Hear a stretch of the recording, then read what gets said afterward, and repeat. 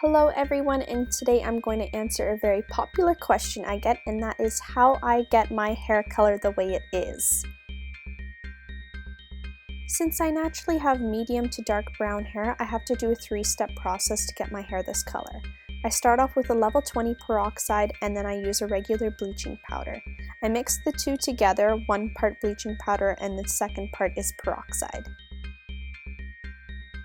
After that, I mix the two together with a whisk and make sure I get out all the lumps.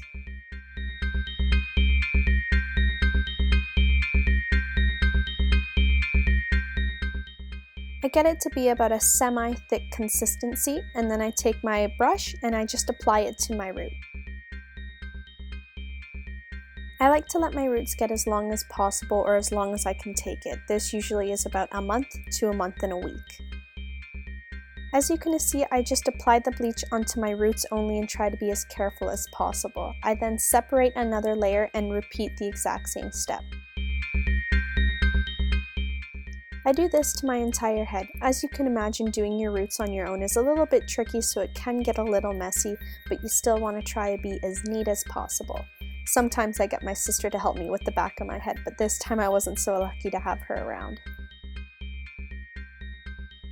After I finished my entire head and feel like I got every single spot, I tie it up and put it in a cap and let it sit for about an hour. And this is the result I get after. As you can see, this is not the color of my hair, so I have to continue to the second step after I showered, which is applying a color over top of the bleached area. I use about a light ash blonde, and sometimes I switch it up, but usually I go for the light ash blonde.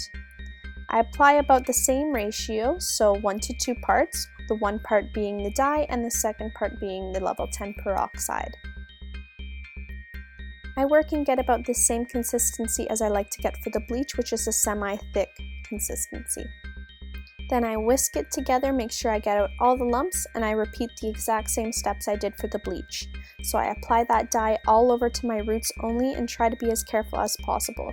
I do like to blend it down a little bit just in case my bleaching is blotchy, as you can see, so this helps equal it out a little more. I then shower this out and then I move on to my final step, which happens in the shower. As you can see, I'm using a purple semi-permanent dye here. Why I'm using a purple is because it acts like a toning dye. So I used the ash blonde already as a semi-toner. Now I'm using the purple to get that extra ashy color that I have. I mix conditioner in with it so that it's not exactly a purple dye because I don't really want to have purple hair. So I get the same consistency, but instead I apply this in the shower, and I can't show you guys that, but here is the final result. It's my hair color you see in all my videos. Everything matches. I love doing my hair this way. It is the only way that works for me, and it took a long time to figure it out, so I'm glad I could share it with you guys. This 3-step process more or less is the only way that I can get the perfect blonde that suits me. So if you like it, please check out my blog for a more detailed post on it. Bye!